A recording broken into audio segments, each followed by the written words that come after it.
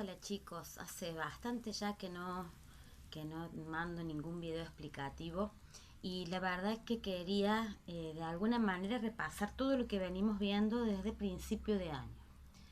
Nosotros empezamos este año viendo que no todos los textos son parte de la literatura, sino que eran solamente aquellos que tenían como única función el hecho de entretener, el hecho de crear algo bello, que es un tanto subjetivo, porque lo que puede ser lindo para mí puede no ser lindo para otra persona. El hecho de pasar bien un rato, de poder liberar la imaginación. Básicamente, lo que se crea a través de la literatura son textos basados en ficción. Aunque estén basados en hechos reales, es la representación que hace un autor de esa realidad. Es lo que yo me imagino que es. Es como que yo escribiera una novela basada en el cuarto año del Alejo Carmen Guzmán. Va a ser mi representación, mi idea sobre los chicos del Alejo.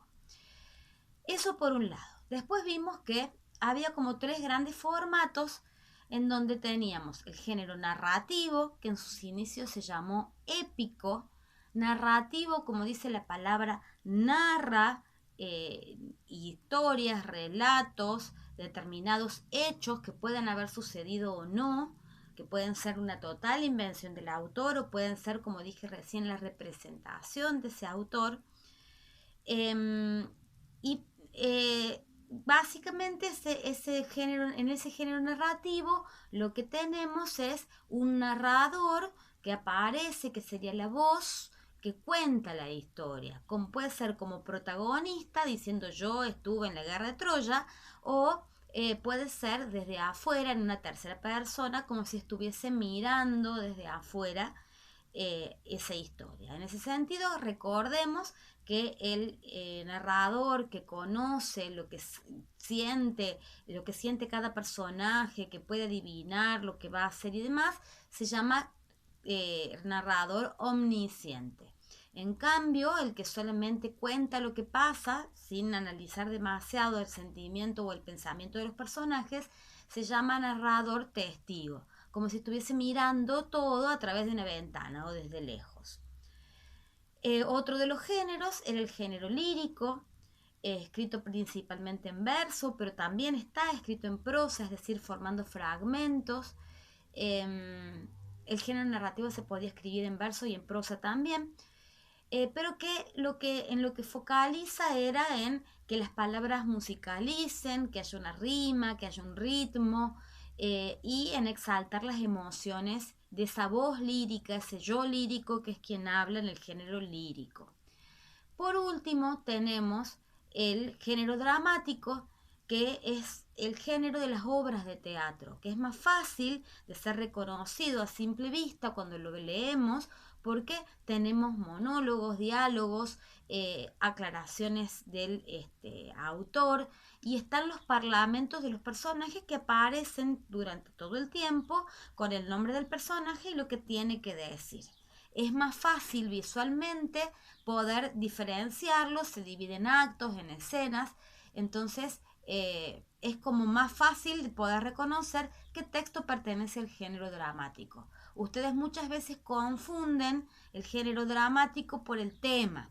Si yo tengo una novela que toca un tema muy triste, automáticamente ustedes le mandan que es el género dramático. No, es un género narrativo, se está contando una historia triste.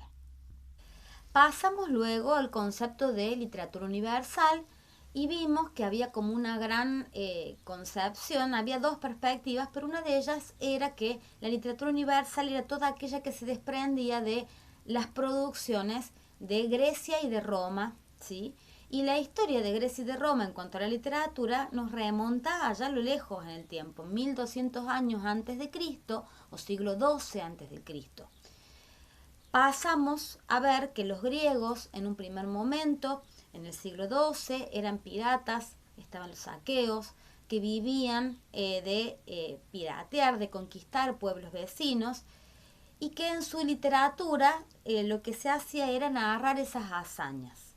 Luego del siglo XII vienen los dorios, que son un pueblo un poco más tranquilo, se dedican a la agricultura, sin embargo siguen contando las hazañas de esos héroes. Alrededor del siglo VII, se cree, aparece un señor que se llama Homero, ¿sí? Que escribe, o compone, mejor dicho, dos grandes poemas que son la Ilíada y la Odisea. Siglo VII antes de Cristo, es decir, 700 años antes de Cristo.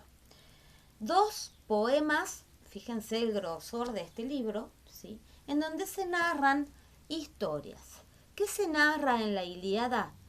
Pues en ese semejante libro, por más que la mayoría escuche que en la Ilíada se habla de la guerra de Troya, en realidad lo que se cuenta son 51 días del 10º año de la guerra de Troya. No se cuenta toda la guerra de Troya. Ustedes pueden haber escuchado por ahí, por ejemplo, no sé si han escuchado lo del caballo de Troya. Eso es parte de la mitología, eso no está en el libro, ¿sí? En este libro solamente se cuenta 51 días en el 10º año. Aquiles, que era el guerrero griego por excelencia, estaba enojado porque le habían robado, le habían sacado un trofeo de guerra, que era una esclava que él tenía. Entonces no quiere entrar en este conflicto bélico que era la guerra de Troya entre los troyanos y los griegos. No quiere entrar en ese conflicto y por supuesto que eso los dejaba en desventaja. Los troyanos matan a su mejor amigo que se llamaba Patroclo y entonces es ahí cuando él decide entrar en la guerra para vengar esa muerte.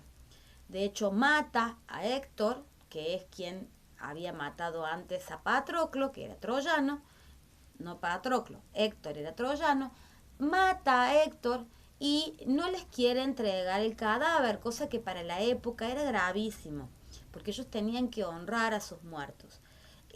Ata el cadáver a un carro y lo pasea por toda la plaza central, como mostrando lo que había sucedido en venganza de esta muerte de su amigo. Esto es lo que cuenta la guerra de Troya. Los dioses aparecen en estas obras tomando partido, los dioses son vengativos, los dioses no son dioses ni seres perfectos, no son seres perfectos. Tienen características muy parecidas a las de los humanos, solo que tienen también poderes.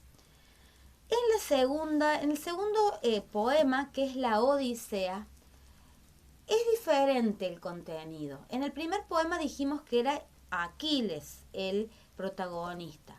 En la Ilíada el protagonista es Ulises, que es quien en teoría idea el caballo de Troya. En el caballo de Troya, si alguien lo escuchó por ahí, se había ideado un gran caballo de madera en el cual se escondían todos los soldados para poder entrar a Troya, que era una ciudad sitiada, es decir, toda cerrada.